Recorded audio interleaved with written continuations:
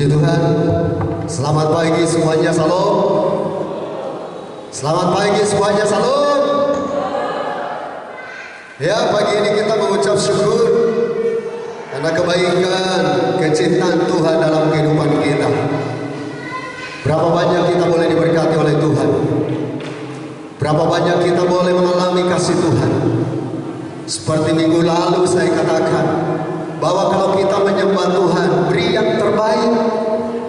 Jangan menyembah Tuhan sambil main handphone. Jangan menyembah Tuhan sambil gak fokus. Sembah Tuhan. Saya mau kasih tahu, kalau kita gak siap datang ke rumah Tuhan, gak usah datang. Kita harus siap, bahwa kita harus siap memuji Tuhan. Mari teman-teman yang di belakang boleh jaga jarak. Masih banyak kursi kosong, ya. Jadi kita harus belajar dari orang Kristen yang serius, yang sungguh-sungguh. Ada amin. Ada amin. Kalau mau beri penyembahan, kasih yang terbaik, kasih yang luar biasa buat Tuhan. Dan waktu kita mau kasih yang terbaik kepada Tuhan, itu dahsyat, itu luar biasa. Saya belajar banyak hal seperti ini. Saya ini seorang dosen. Kalau saya lihat murid mahasiswa saya itu aktif, serius, sungguh-sungguh, malah saya kasih nilai plus-plus. Kalau dia nggak serius, suruh buat tugas saja nggak mau, saya gak kasih yang terbaik. Nah, saya merenungkan, begitu juga hidup saya ya, dalam hati saya. Kalau saya gak serius dengan Tuhan, bagaimana Tuhan mau kasih yang terbaik? Setuju gak dengan saya? Kalau saya tidak serius, tidak fokus, tidak sungguh-sungguh, bagaimana Tuhan mau kasih yang terbaik? Makanya banyak orang percaya, banyak orang yang disebut orang Kristen, hidupnya stres terus. Karena udah berdoa, tapi doanya nggak pernah dijawab. Udah sungguh-sungguh, katanya sungguh-sungguh rajin ke gereja, tapi doanya nggak pernah dijawab. Hei, Tuhan itu urusannya dengan hati. Kalau hati kita benar, kalau hati kita sungguh-sungguh sama Tuhan, Tuhan juga akan membuat kita mengalami berkat yang double porsi. Tapi kalau kita asal Bapak Ibu, ya mau ke gereja aja, ya gak enak ya, nanti ditanya sama Pastor Kaleb, Pendeta Kaleb. Nah, kita kalau udah punya spirit model begini, kita jangan harap kita mengalami berkat Tuhan Bapak Ibu. Tapi Bapak Ibu gak usah tegang lah. Mari kita rubah hidup kita. Ada amin? Ya, mau berubah boleh lambaikan tangan. Pokoknya datang ke sini, aku mau kasih yang terbaik. Teman-teman yang melayani, aku juga mau kasih yang terbaik. Saya juga mau kasih yang terbaik. Semua kita kasih yang terbaik buat Tuhan. Itu prinsip kita. Hari ini Bapak Ibu, di awal tahun ini saya akan mengajarkan kepada jemaat Tuhan, jangan berpikir negatif dulu. Pikiran kita tetap positif. Dan yang dibahas pagi ini adalah firman Tuhan, bukan ide saya, bukan kemauan saya. Tema kita pada pagi hari ini yaitu membawa persembahan buah sulung. Ada banyak orang percaya, apa sih itu persembahan buah sulung? Setiap awal tahun selalu kita akan berbicara tentang buah sulung. Kenapa? Karena ini pemberian yang terbaik. Karena ini pemberian yang luar biasa mengawali tahun ini. Jadi Bapak Ibu jangan berpikir dulu, Pendeta Kaleb, saya di rumah mau makan aja udah susah, dengar lagi khotbah tentang keuangan. Kalau kita mau berubah, kita harus mau berubah paradigma kita. Dan di dalam rumah Tuhan, memberi itu tidak pernah dipaksa. Itu tergantung dari setiap pribadi. Ada orang memberi dengan sukacita, ada orang memberi karena terpaksa, ada orang memberi sambil bersemut-semut. Itu macam-macam. Tapi pagi ini, mari kita lihat firman Tuhan bersama-sama. Dari Amsal pasal 3 ayat 9 sampai dengan 10. Kitab Amsal 3 ayat 9 sampai 10. Mari kita baca bersama-sama. Kitab Amsal pasal 3 ayat 9 sampai dengan ayat 10. Dikatakan seperti ini firman Tuhan. Muliakanlah Tuhan dengan harta dan dengan hasil pertama dari segala penghasilan, maka apa? Lumbung-lumbungmu akan diisi penuh sampai melimpah-limpah, dan bejana pemarahanmu akan meluap dengan air buah anggurnya. Mari sama-sama kita baca. Di slide-nya jelaskan. 1-3. Muliakanlah Tuhan dengan hartamu dan dengan hasil pertama dari segala penghasilanmu, maka lumbung-lumbungmu akan diisi penuh sampai melimpah-limpah, dan bejana pemerahanmu akan meluap apa? Dengan air buah anggur. Ini dahsyat. Firman Tuhan ini disampaikan kepada umat Israel, tetapi saya yakin ini juga disampaikan kepada kita. Dikatakan muliakanlah Tuhan dengan hartamu. Memang untuk punya harta nggak gampang. Memang untuk menyerahkan harta itu nggak mudah. Tapi hari ini kita mau belajar. Ada banyak orang juga motivasi pemberiannya salah. Ada orang memberi karena emosional. Ada orang memberi supaya dipuji oleh orang. Tuhan gak begitu. Tuhan mau kita memuliakan Dia dengan harta kita, dan kita mau kasih yang terbaik. Kalau kita pelajari kitab Lukas, bagaimana Tuhan melihat ada orang-orang kaya, ada orang-orang hebat yang sedang membawa persembahan ke rumah Tuhan, ke kotak persembahan. Tetapi ada seorang janda miskin juga ikut memberikan. Tapi yang menarik, Tuhan bilang janda miskin ini yang hanya memberikan 2 peser, itu memberi yang lebih besar. Karena waktu Tuhan melihat pemberian itu, bukan karena melihat nilainya, jumlahnya, tapi Tuhan melihat sikap hati kita.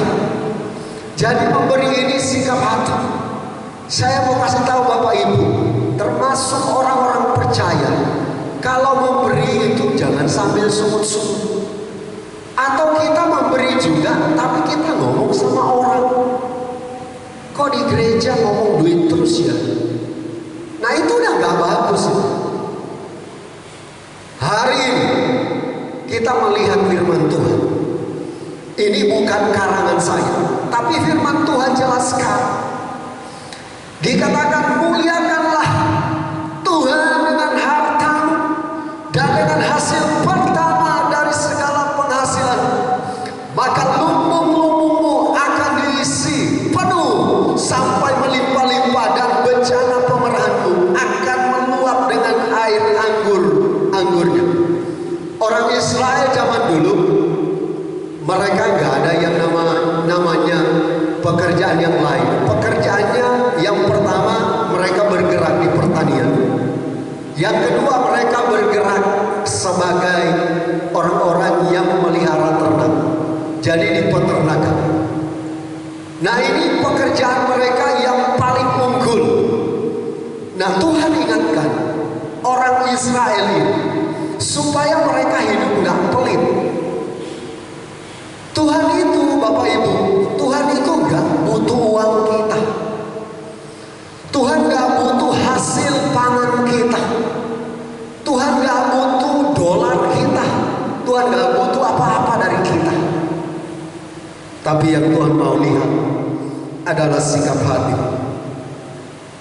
Waktu Kain dan Habel membawa persembahan di hadapan Tuhan, dua-duanya konteksnya persembahan. Kain membawa seluruh hasil pertaniannya, dan Habel membawa dari hasil peternakannya. Kain dan Habel itu mewakili pekerjaan orang Israel. Nah, waktu mereka dua-duanya membawa persembahan itu, sebenarnya Tuhan tidak mencibir. Ngapain kamu Kain cuma bawa itu buah-buahan dan segala macam? Mau. Tapi yang Tuhan lihat adalah sikap hati mereka. Habel sikap hatinya sungguh-sungguh, dan dia benar-benar kasih yang terbaik, wangi-wangian yang terbaik. Sementara Kain hatinya penuh dengan iri.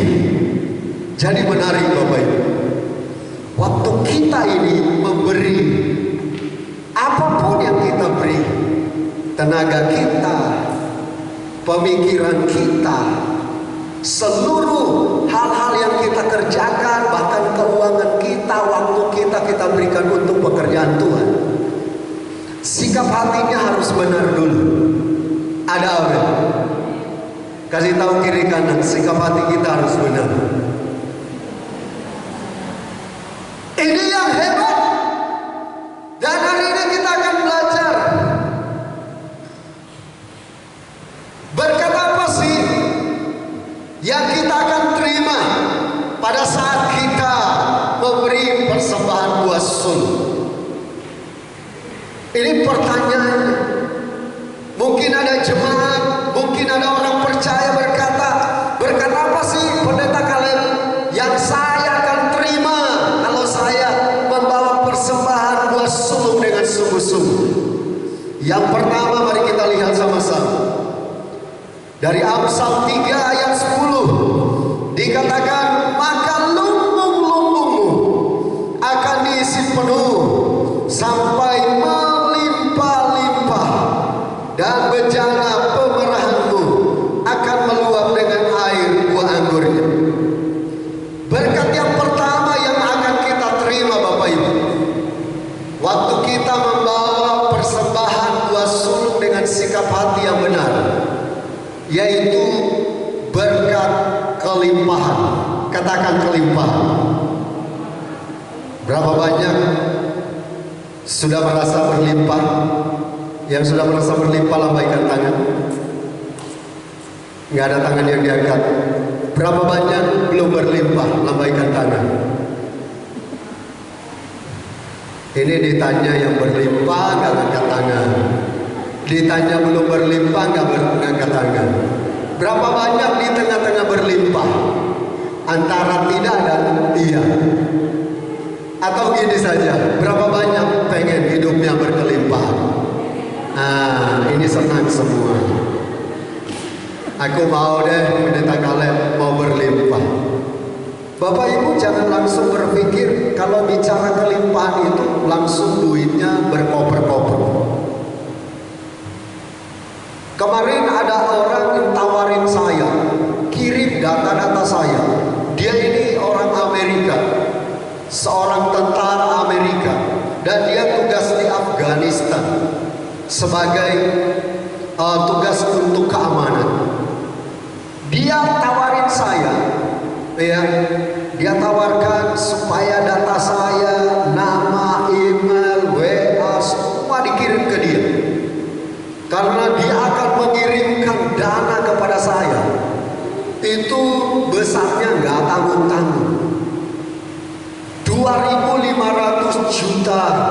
US.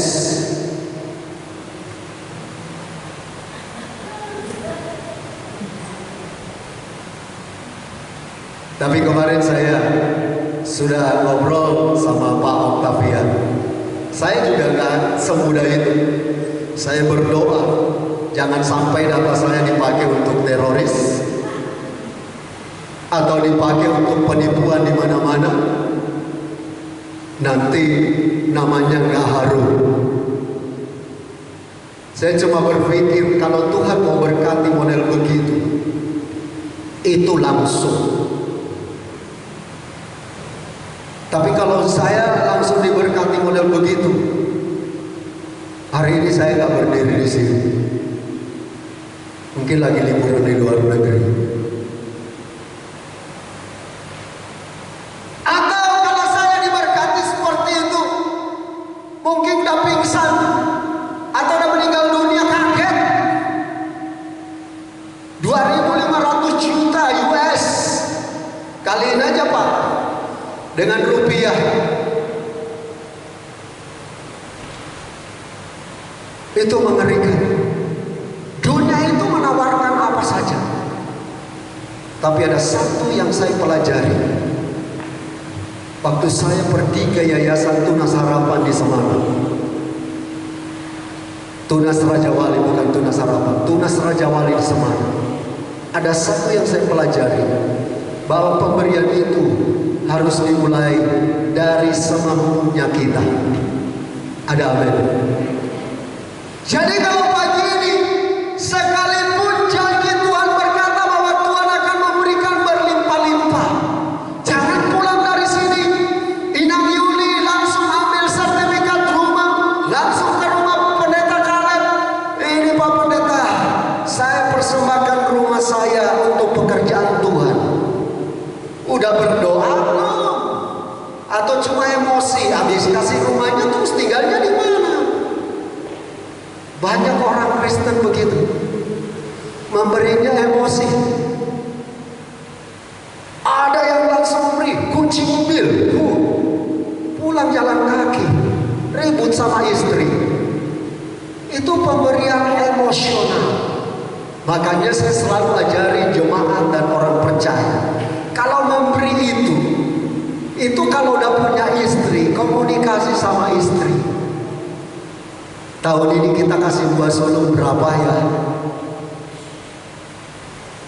Jangan sendiri. Kalau dua-duanya udah sepakat, oke deh, kita kasih 10 juta. Karena sepakat.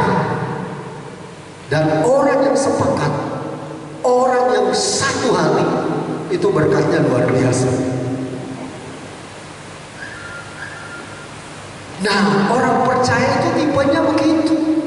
Jangan memberi emosional sehingga nanti dilihat, oh pemberiannya besar ya. Bukan itu.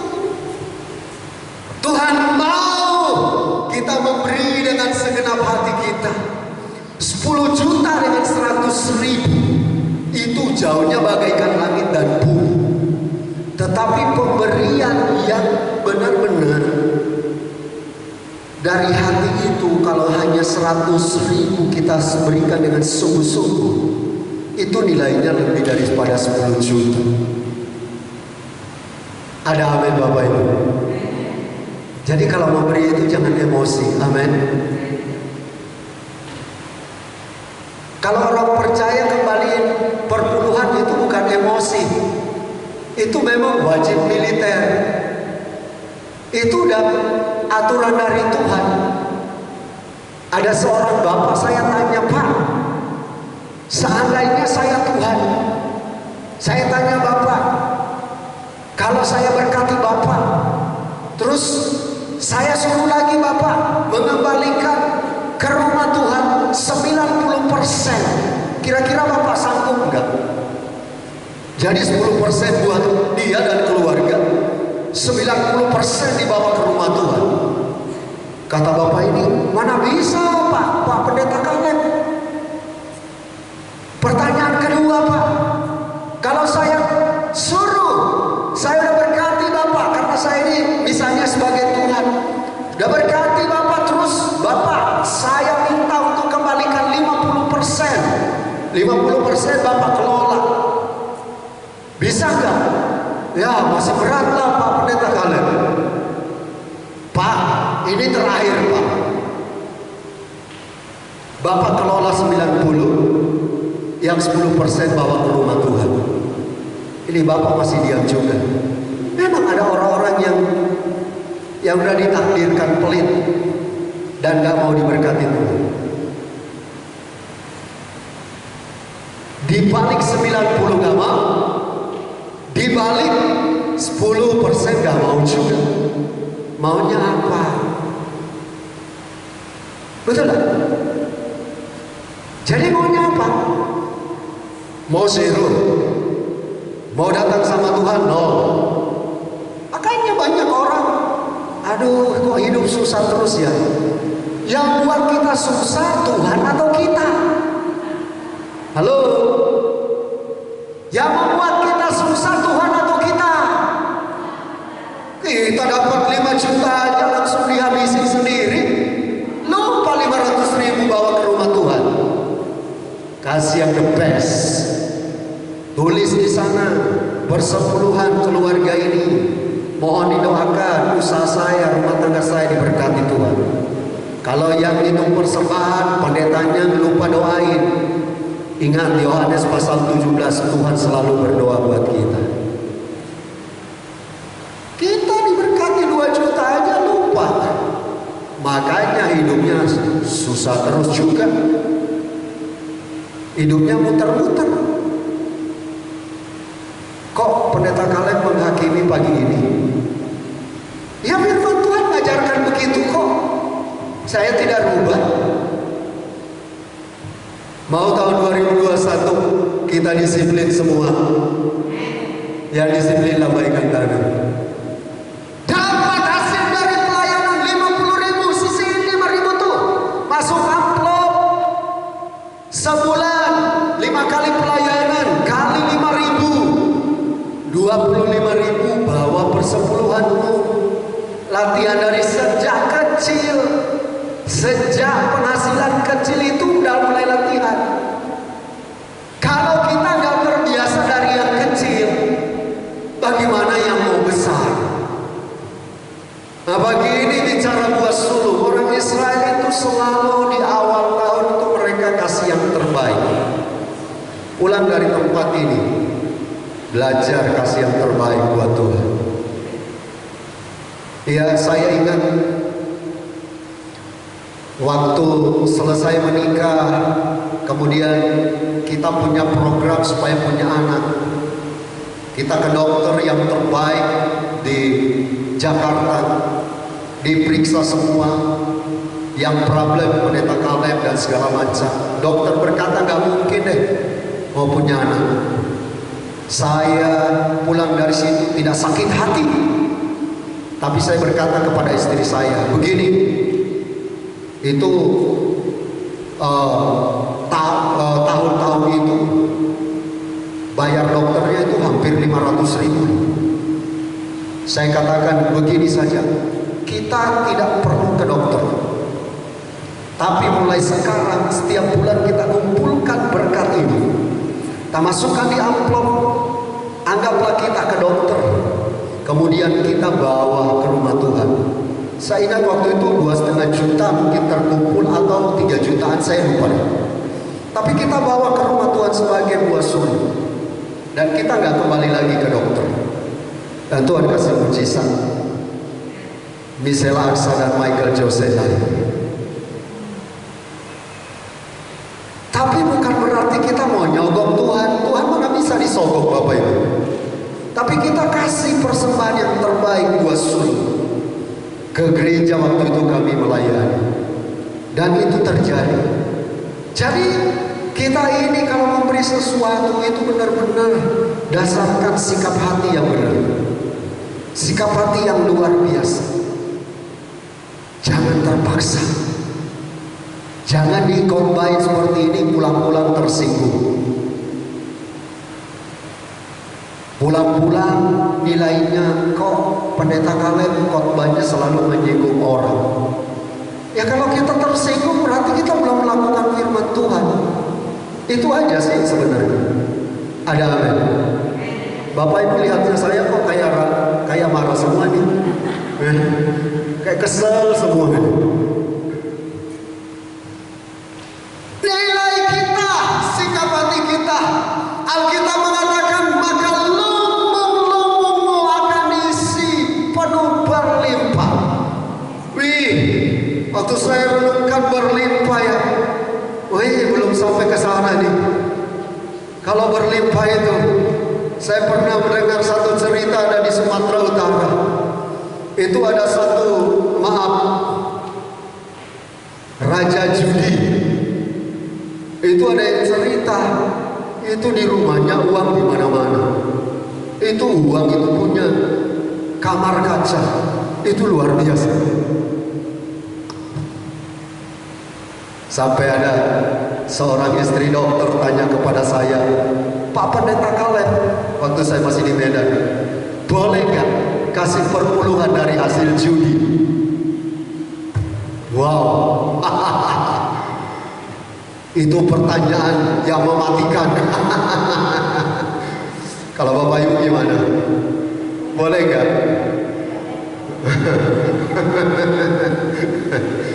Tapi jemaat di sini, jemaat-jemaat yang baik, tidak membawa perpuluhan dari hasil judi. Itu yang mematikan pertanyaan. Ya, tapi saya jelaskan, uang itu gak ada yang salah. Yang salah selalu orang. Uang itu cuma alat. Dia putar-putar main judi, yang salah orang. Berkenan enggak? Atau dari sikap hatinya oke enggak? Kasih persembahan dari hasil judi. Orang Israel memberi persembahan dari hasil jerih lelah mereka. Saya mau tanamkan kepada jemaat di tempat ini dan juga kepada orang percaya. Kasih persembahan dari jerih lelah kita. Jangan kasih persembahan dari hasil penipuan. Jangan kasih persembahan dari hasil judi, dari hasil togel. Kalau di Manado, porkas. Kasih persembahan dari hasil kerjaan kita. Ada amin? Ada amin? Saya baru siapin ini pastor. Saya baru siapin ini, saya gempok ini duit. Baru menang judi semalam pendeta. Jemaat di sini mah baik-baik semua. Selalu kasih yang terbaik. Kalau kita ini mau kasih yang terbaik buat seluruh tahun ini, ada janji Tuhan. Tuhan kasih kelimpahan. Ada amin. Terus pertanyaannya, berapa pendeta Kaleb saya bawa buah sulung? You pray. Kita harus berdoa. Berapa Tuhan aku kasih buat pekerjaan Tuhan? Jadi semua kita harus berdoa untuk memberi yang terbaik. Waktu kita berdoa, Tuhan kasih angka 50 ribu maksudnya. Ya udah, itu udah yang terbaik. Atau Tuhan kasih angka 5 juta, itu pun mungkin udah terbaik. Sesuai dengan iman keluarga kita. Yang setuju katakan amin. Poin yang kedua, langsung yang kedua.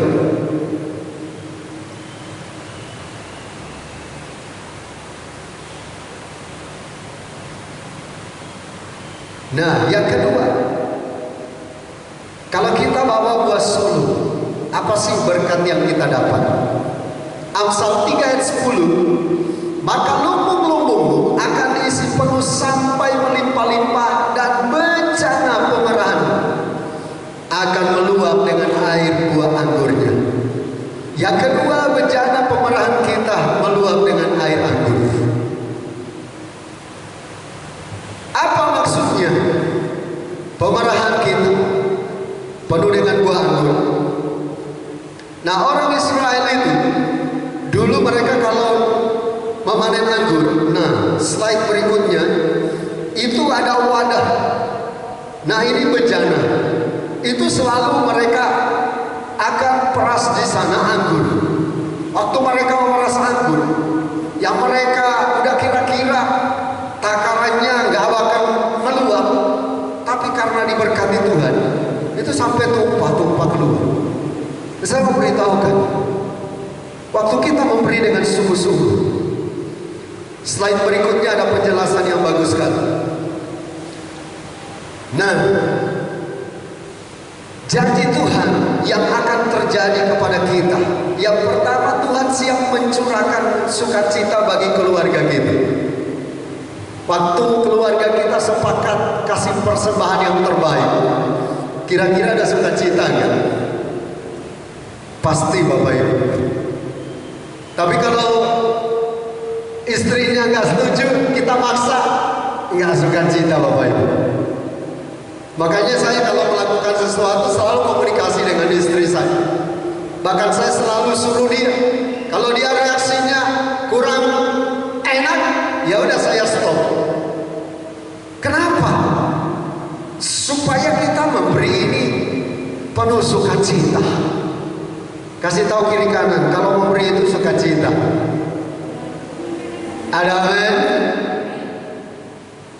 Jangan memberi cemberut. Coba kalau saya kasih pemberian nilainya nggak seberapa, tapi saya ngasihnya sukacita, misalnya sama Ibu Sandra, kira-kira senang nggak Bu? Ya, kemarin ada berkat dari panitia Natal, Ibu Sandra aja semangat, ya kan? Sukacita nggak Bu? Nilainya nggak seberapa, tapi waktu itu diberikan dengan sukacita, hasilnya luar biasa. Ada amin? Tapi saya kasih kemarin yang 5 kilo, saya kasih yang 50 kilo sampai Bu Sandra sambil cemberut. Ibu senang gak terimanya Bu? Senang juga? Ibu mah gak lihat saya ya. Pasti gak senang, gak enak. Kenapa sih? Pada tanggalan ngasih beras 50 kilo aja kok cemberut begitu ya? Ah udahlah, gak usah diambil deh, gak usah diambil akhirnya. Waktu 5 kilo pun diberi dengan sukacita, itu luar biasa. Karena itu belajar memberi dengan sukacita. Yang setuju katakan amin. Waktu kita memberi, Tuhan siap membuat keluarga kita bahagia. Itu janji Tuhan kok. Alkitab mengatakan terlebih berbahagia memberi daripada menerima. Menerima juga bahagia juga. Tapi terlebih, wow, saya bisa kasih singkong sama tetangga aja bahagia sekali. Waktu dengar kata terima kasih Pak Kalen, bahagia. Apalagi kalau Tuhan kita kasih yang terbaik. Sekali lagi ya, yang terbaik itu bukan jumlahnya, tapi dari sikap hati. Ada amin? Kemudian Tuhan siap membuat keluarga kita menjadi berkat bagi orang lain. You give, maka you take. Waktu kita memberi, kita akan menerima. Alkitab nggak pernah salah. Berilah, maka kamu akan diberi. Lukas pasal yang ke-6 ayat 38. Berilah, maka kamu akan diberi. Takaran yang dipadatkan, yang digoncang-goncangkan, yang tumpah keluar. Tuhan tidak pernah salah. Tapi kalau kita mendik, sama, ada di tangan kita biji jagung, kita kantongin, kita nggak tabur. Saya kantongin saja, masukin di dompet. Kira-kira buah jagungnya tumbuh tidak? Biji jagungnya tumbuh? Sampai kiamat juga nggak tumbuh. Waktu kita pegang biji jagung, tanam, korbanin dulu dia, maka itu akan berbuah. Dari satu biji dia akan menghasilkan satu yang besar, dan kalau kita hitung bijinya bisa 200-300. Lihat, cara Tuhan luar biasa. Jadi waktu kita menabur, pasti kita menuai. Kasih tahu kiri kanan, waktu kamu menabur, kamu pasti nuai loh. Ada amin? Itu janji Tuhan. Dikunci dengan ayat Filipi 4, slide terakhir. Filipi 4 ayat 19, Allahku. Ini orang-orang Filipi menabur untuk pekerjaan Tuhan, dan Paulus berdoanya begini, Allahku akan memenuhi segala keperluanmu menurut kekayaan dan kemuliaannya dalam Kristus Yesus. Waktu kita menabur, Tuhan akan campur tangan di sana. Allah akan memenuhi segala keperluan kita menurut apa? Kekayaan, kemuliaan dalam Kristus Yesus. Pulang dari tempat ini, no comment. Kita doa sungguh-sungguh sama Tuhan, dan nanti Tuhan akan tolong kita. Kenapa? Karena Tuhan itu ajaib. Saya tutup dengan satu cerita. Ada seorang yang sedang berjalan di padang gurun. Dalam perjalanannya ini, dia membawa bekal, air dan makanan. Tapi belum sampai tujuan, tiba-tiba perbekalannya habis, termasuk air. Dia begitu menderita. Dia sudah haus dan dia sambil berjalan. Tapi di padang gurun itu, dia melihat kok ada sebuah rumah yang semacam gubuk, dan dia mampir di sana. Di situ ada sumur pompa. Sementara bapak ini haus sekali. Di samping sumur pompa itu ada satu botol air, dan ditulis di situ untuk memancing. Kemudian bapak ini mulai berpikir, kalau saya minum air ini, bahkan haus saya mungkin gak jadi lega. Tetapi kalau saya pakai air di botol ini, mancing sumur ini, kemudian waktu digoes-goes dan tidak keluar air, saya tambah parah. Ayo, sekarang kalau Pak Larisman di posisi itu, Pak, airnya mau diminum atau buat mancing, Pak? Jangan lihat Pak Otto, Pak. Minta bantuan jawabannya. Kira-kira Pak Larisman, maaf ya, itu air di botol mau langsung diminum karena lagi haus sekali, atau buat pancing? Bingung, geser ke temannya yang paling belakang, Pak Galang. Airnya mau diminum, habis minum lumayanlah agak lega dikit, tapi perjalanan masih jauh. Atau buat pancing?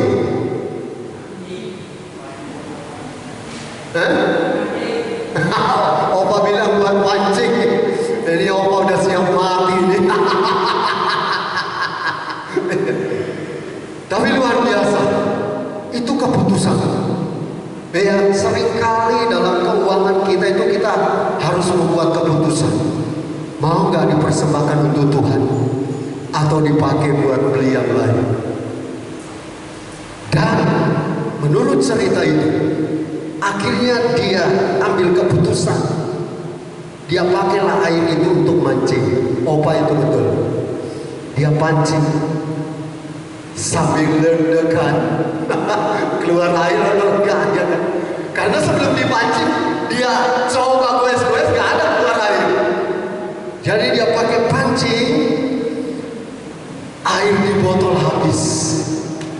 Kemudian dia mulai goes, mulai netes air, serap, mulai agak gede, serap, tambah gede, serap, tambah gede dan tambah gede. Tapi di botol yang sama ditulis di sebelahnya, jangan lupa diisi kembali. Akhirnya diisi lagi botol ini. Dia goes, dia mandi, dia minum, dia isi perbekalannya, botol-botolnya, dan luar biasa. Waktu kita memberi yang terbaik, bukan saja terisi penuh, tapi Tuhan akan memberikan kelimpahan. Hari ini kita belum berlimpah, tapi iman kita semua, kita harus menuju kehidupan yang berlimpah. Jangan, makanya Bapak Ibu tuh jangan kena hoax di luar bahwa hari ini adalah hari-hari resesi, ekonomi susah. Kadang-kadang kita ikut-ikutan sama orang yang tidak percaya, selalu ngomongnya susah juga, susah seperti kereta api dari kota menuju Bogor, susah. Hidup itu harus optimis. Kok nggak ada amin? Halo. Hidup itu optimis, gak ada kata susah. Hidup ini enjoy, karena kita punya pengharapan di dalam Tuhan. Sekalipun makan singkong, makan ubi rebus, makan pisang rebus, tapi kita tetap kuat. Sekalipun hanya makan sayur seperti Daniel, tapi Tuhan buat tubuh kita kuat dan sehat. Ada amin. Jadi tergantung Bapak Ibu, airnya mau diminum atau buat mancing, benihnya mau ditabur atau habisin. Bapak Ibu yang memutuskan. Jangan salahkan saya kalau Bapak Ibu tidak bisa mempraktekkan firman Tuhan. Kenapa? Firman Tuhan itu iya dan benar. Pulang dari tempat ini, doa sungguh-sungguh sama Tuhan. Tuhan, kami mau bawa persembahan buah sulung di rumah Tuhan. Kasih nilai yang terbaik Tuhan. Nanti Tuhan akan tuntut suami istri dan keluarga. Mari kita berdoa. Bapa, kami mengucap syukur. Hari ini janji-Mu luar biasa. Kami datang menghampiri takhta kudus-Mu. Kami berdoa buat firman Tuhan yang sudah ditaburkan pagi ini. Untuk kami boleh belajar membawa buah sulung yang terbaik untuk pekerjaan Tuhan. Untuk kami boleh belajar menabur, bukan karena jumlahnya, tapi sikap hati kami. Berkati setiap keluarga yang ada. Secara manusia ekonomi mereka mungkin begitu memprihatinkan, tapi bangkitkanlah iman mereka, supaya jemaat yang ada, supaya semua orang percaya, benar-benar punya sikap hati yang seperti Habel, membawa persembahan yang terbaik di hadapan Tuhan. Biarlah setiap kami punya sikap hati seperti seorang janda miskin yang membawa persembahan dengan sungguh hati. Berkati jemaat-Mu, berkati mereka, beri kesehatan yang sempurna. Berkati apa yang mereka kerjakan dibuat berhasil. Mereka pulang dari tempat ini boleh menjadi pelaku-pelaku firman Tuhan, bukan hanya pendengar saja. Demi nama Tuhan Yesus, kami berdoa dan mengucap syukur. Terpuji-puji nama-Mu. Haleluya. Yang diberkati katakan amin.